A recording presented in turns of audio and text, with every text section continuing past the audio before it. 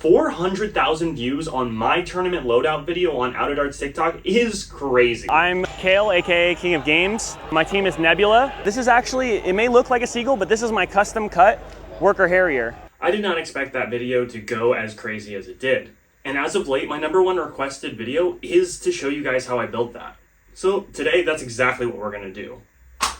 This is my seagull-sized Harrier, aka Rier. Let's get into it.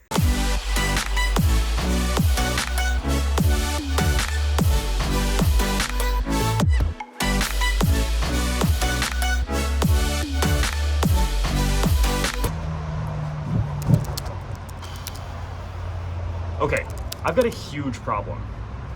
I've got 2 weeks until I'm supposed to travel 3,000 miles away from where I live for a tournament, and neither of the blasters I was planning on bringing are working properly at the moment. I am big stressing over this, but I do have a crazy idea, and you know what they say, the best ideas are born from desperation. So I'm gonna order a worker Harrier from Out of Darts right now and cut it in half. Hopefully I don't ruin the blaster, but I've never been one to play it safe, so let's send it.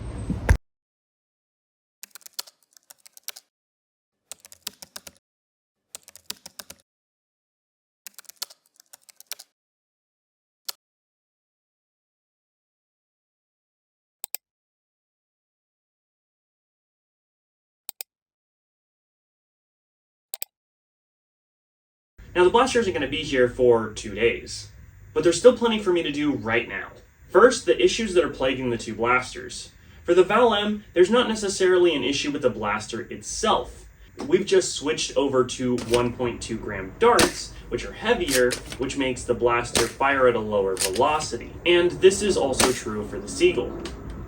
What is an issue with this blaster itself is the Coda mag compatibility issue that I talked about in my review. But the TLDR is that if you use Coda mags or Tamagotchi mags with this blaster, then you will start to shred the O-ring on the pusher. And that's a huge problem for my tournament loadout, because the whole reason I considered switching to this blaster was to be compatible with the rest of my team, which are using these magazines. My other primary actually uses reverse angled Talon mags, which means I use this angled Talon mag, but loaded backwards, which is definitely not compatible with the rest of my team, and something I just kind of deal with, usually. And on top of all of these problems hitting me at once, there's actually a QC issue with worker darts in general right now. And this is something I can't believe I haven't seen any reviewers talking about. Like, this is a big deal. Some of the darts fall right through the barrel, while other darts get stuck in it, creating a good seal. Now, initially, I thought this was a problem exclusive to the heavy darts we received as a part of our sponsorship. But the more I talked to other players online, my teammates on the East Coast, and the more boxes I went through, I realized this was an issue affecting every type of the worker Gen 3s, not just the heavies. And the thing is that they generally err on the side of being undersized right now, as opposed to being the right size or oversized. So I had to source a couple other barrel options. This one has an inner diameter of 0.495, which is the tightest barrel I could get my hands on. However, it was specifically chambered for the Val-M. And although that solved all the other problems, it doesn't change the fact that the Val-M isn't powerful enough currently. So we're going to take the opposite end and thread it for the Harrier. And when the Harrier gets here, we'll start swapping over the necessary accessories from the Seagull, partially because I really like this stock, and partially because I think it's a funny meme. I'll check back with you in a couple days. 2 days later. First things first is I opened up the front of the blaster to see where I thought that I could make some cuts in order to reduce the size of the Harrier. Alright, so I got the front end open. I'm planning to make a cut here to there and maintain this barrel retention here. This is the last area that the barrel retains before this rubber gasket. I don't think it needs structurally to have anything in front of this point. It's about 3.5 inches. That's what she said. Then I took the Seagull stock off, placed it onto the Harrier buffer tube, and then drilled a hole through the buffer tube for the retaining screw. After that, we went about cutting the knuckle duster. That way we could still retain the metal end cap for the grip, but not have the knuckle duster in the way. But don't throw away that scrap piece of knuckle duster just yet. I got an idea for that too. After that, I just sanded it smooth. Honestly, at this point, I'm starting to feel pretty confident about this situation. Next comes the part that's really sketchy though, which is cutting down the front end.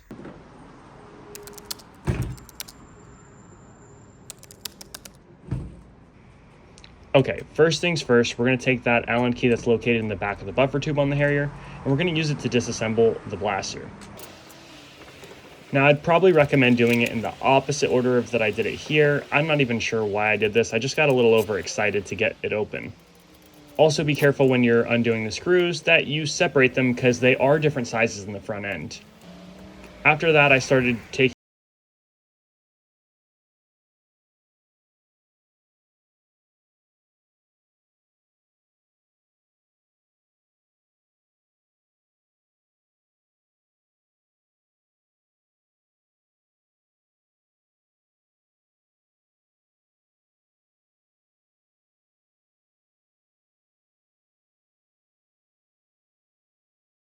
affect anything if you take it off after.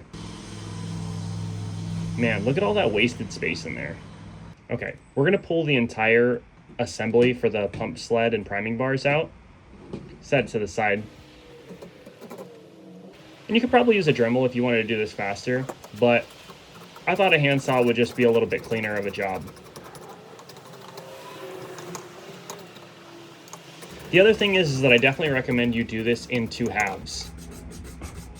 Meaning disassemble it like I did.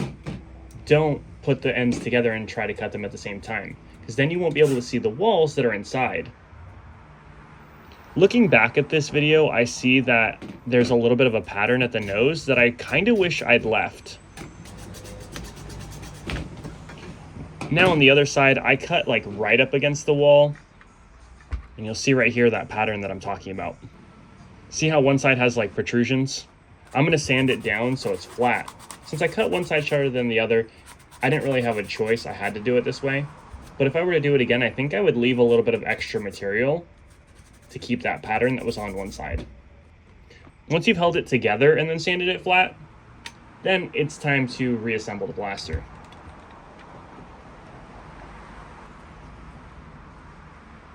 Of course, I'm going to fast forward through this part as well because, well, who wants to watch me put screws in real time?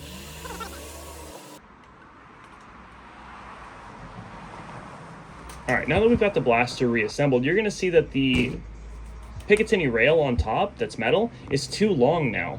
So we're going to make a quick marking on the rail and then take it off. You can cut it right up against the end of the blaster, or you can go a little bit further back like I did to the nearest notch in the pick rail. This one was a little tougher to cut through, so I decided to whip out a clamp to stabilize it.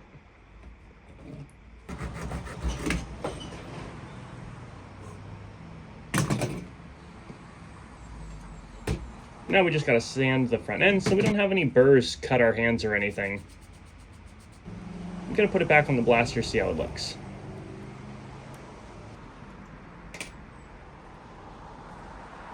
Much better.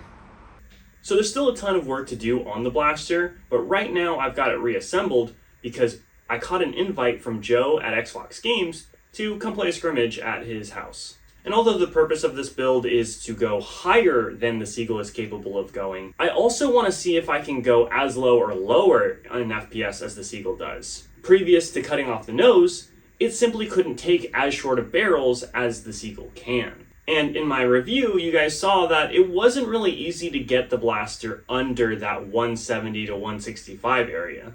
With a shorter barrel, maybe we can. There was a soft 150 FPS cap, so I thought it was a perfect time to see if I could get it under. And it performed surprisingly well. I had no problem getting picks and arcing, and it performed very consistently. Now at a lower FPS, having one of the tighter barrels doesn't really work as well. But if you use the stock barrels, then it does decent. Okay, now that I got a chance to play with the blaster a little bit, it's time to take this end cap off and get it painted. There's only one screw holding it in, so it's pretty easy. Gotta shake up the can for a minute like the instructions say. I know you guys are gonna ask me this, so this is Rust-Oleum Matte Metallic Gunmetal Gray. And it is a paint and primer. When painting something like this, you wanna go through even passes, light, just to create a base layer. Then we're on our second layer. I am waiting about 5 minutes between each layer. So far the coverage is getting a little more even. On this third layer, it should really fill out. Coverage looks pretty good after 3 layers, so I think we're just going to let it be. Going to put a cover over it and let it dry. This is going to take a little longer because of the cover, but there's pine trees over my porch, so got to make sure nothing gets on it. All right, now we've got the blaster on the table. We're going to be installing some of the Saber metal parts. In a previous video, I showed that the metal plunger rod for the Harrier made by Saber had the blaster performing more consistently at higher power, as well as reaching overall higher FPS numbers. Since then, they've come out with a few more parts, including this metal catch, to help make sure that the metal plunger rod doesn't wear down your stock catch too much. Now this thing comes disassembled, and it is a little bit tricky to install. The best way I found was to get the catch sideways, line up the bearings by stacking them very carefully, pinching my fingers on either side so they couldn't fall out, and then dropping the first screw. That being said, there's a second set which is much easier to install because you can lean them on the first set of bearings. Stick the screw right through. Okay, now we're gonna go outside and check on our piece. It looks like it's pretty dry. It's been a few hours. We're gonna have to get this thing into the light inside to see how well it matches. It looks good from here. All right, now that we got it under some good light, it does look pretty close, but we should probably compare it to another piece. Yeah, you could see that the original piece is slightly cooler and this piece is slightly warmer, but it's close enough, I think. Now it's time to start working on that trigger guard. First thing we're gonna do, since I have the blaster reassembled, is to take off the rail with those 4 screws.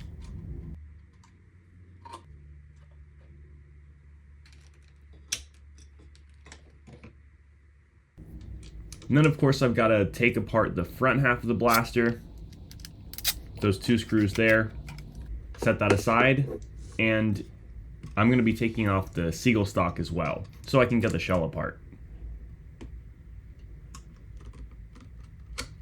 There you can see the hole that I drilled from earlier.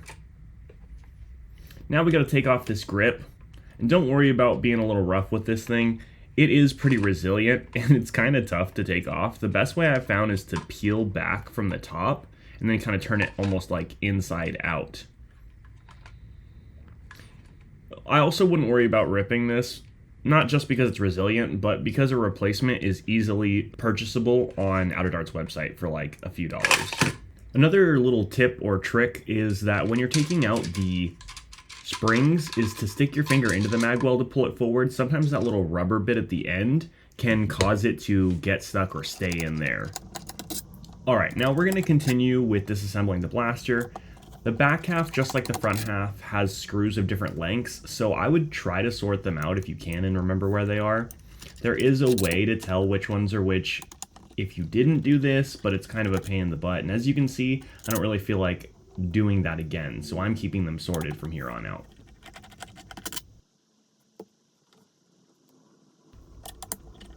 Okay, this is the last screw here. We're about to open up the blaster, and all I gotta say about this is be careful. You're gonna see right now, bam, there goes my catch spring. And if it hadn't hit my arm, it would have just shot out somewhere and I'd be looking for this.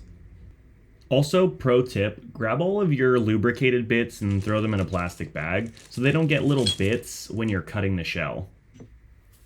And if I was smart, I would have also taken my plunger tube out to do this, but as you'll see, I wait till later to do that.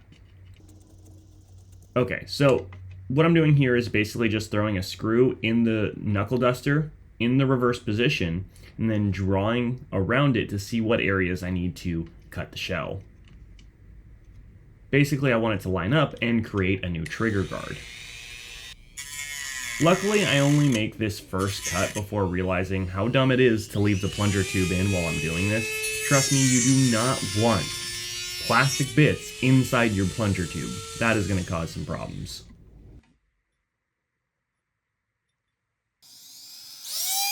Okay, now I'm just shaping and cutting and trimming carefully along the lines that I drew, taking away little bits of material at a time. You can always cut away more material, but you can't add material very easily, so just be patient with this process.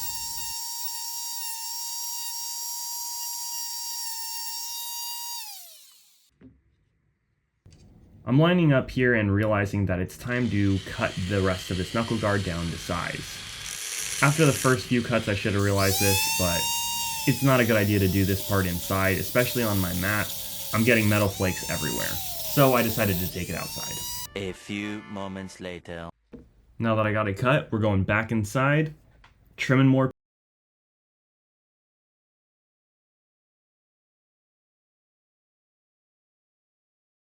Just softly trimming, checking the part, seeing what catches up, and trimming some more. Rinse, repeat until it fits. At this point though, it's about 12 in the morning and I'm pretty much gonna have to stop because I still have to pack the rest of my bag for Maryland and I have a flight at 6 a.m. It looks like we're gonna have to take this thing unfinished, put it back together, put it through the plane, and hopefully Jesse will let me work on it in his kitchen when I get there.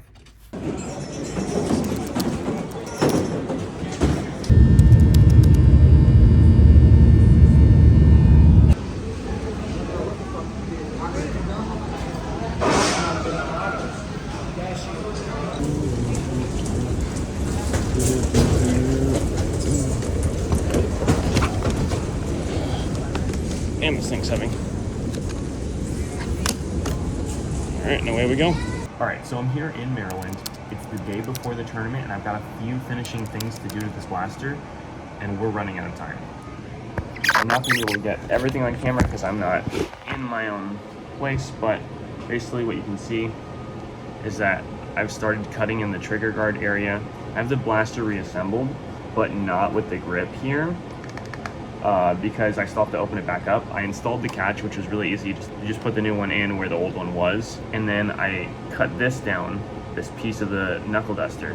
So what we're working on is getting this to sit right in here, sit into the blaster. That way I have a comfortable place to rest my knuckle. But I don't have my tripod, so I can't get the top down. I'm just gonna do it real quick and I'll show you guys what it looks like. Plus, I'm running out of time and I gotta get this done. All right, now that I got this side done, I screwed this partially back together so you guys can see what it'll look like. Obviously, I'll clean this area up a little bit. Not quite as good as I wanted it to be, but pretty close. And then I bolted it together just with two so I could mark the cut lines over there with Sharpie over here. And on this side, same thing, just where I'm gonna cut for the extra material. Not bad though. All right, let's finish it. 20 minutes later. This is how it's turning out so far. I've got it dry fit in there, like basically all of the internals are still out of the blaster. But unfortunately, since I cut this side first, I went a little overboard here so it's not as clean on this side. I might try to heat and add some material here with like a heat gun to try and get it to form to it a little bit more. Sand off the edges obviously to make it cleaner. But like this side came out a lot cleaner. Like this could easily be cleaned up with just a little bit like a blade or a little bit of sanding right here. And on the top, there's like little bits that are gonna get cleaned up, but like it feels solid. Like I could put genuine pressure on that and it's not gonna bother me. So unfortunately, I accidentally deleted some clips of the finished product, but the TLDR was just that. I had put some electrical tape here on the trigger guard, which is the same thing I did on my Seagull, because the metal right here is squared and it can be uncomfortable after long periods of usage. This is pretty much exactly how I ran it at the tournament. So enjoy a few clips of me getting some tags from there, and then I'll give you my final thoughts on my build.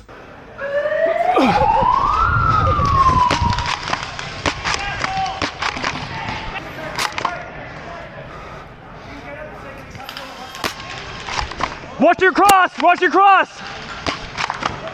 One down! Right's down. Right's down completely? Watch out on the cross! Got him! I got him! I got him! Now it has been a couple months since that tournament, and I have used this blaster several times since then, at Armageddon, at an uncapped club in Oregon, and I've taken this blaster anywhere from as low as 150 FPS to as high as about 320 FPS at an uncapped club. Somewhere around 290 FPS when I was at Armageddon. And this blaster has served me well on all of those. Honestly, some of the extra touches that I did were for my personal tastes, and I don't think that that part is something that everyone's going to want to do or take the time to do, like cutting the knuckle duster and turning it into a trigger guard. But I do think that cutting off the front really gives you access to the full potential of the Harrier, and it's a mod I highly recommend. It may seem sketchy or feel sketchy at first, but now that I've shown you that basically exactly where to cut and how to cut it, I hope that you guys feel emboldened to do the same. Now, this blaster was supposed to be my solution to every problem that I encountered with the Seagull, but you guys have been requesting that I show you how to fix the actual Seagull.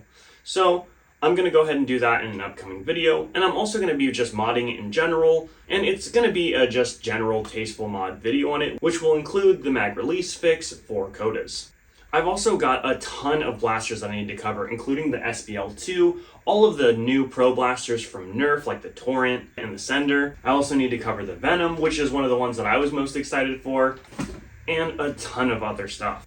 I did make an announcement on the community post that I had gotten into an accident, and I was waiting for my face to fully heal in order to make videos. And as you can see now, unless I point it out, you probably don't even know where that injury is. But if you look real closely, you can see some of the stitch lines here. I might cover more about that in a future video. But that's all I have for you today, and until next time on the King of Games, have a blast.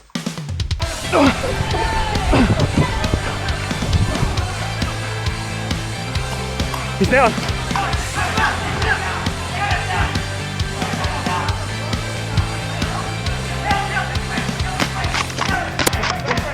Got him.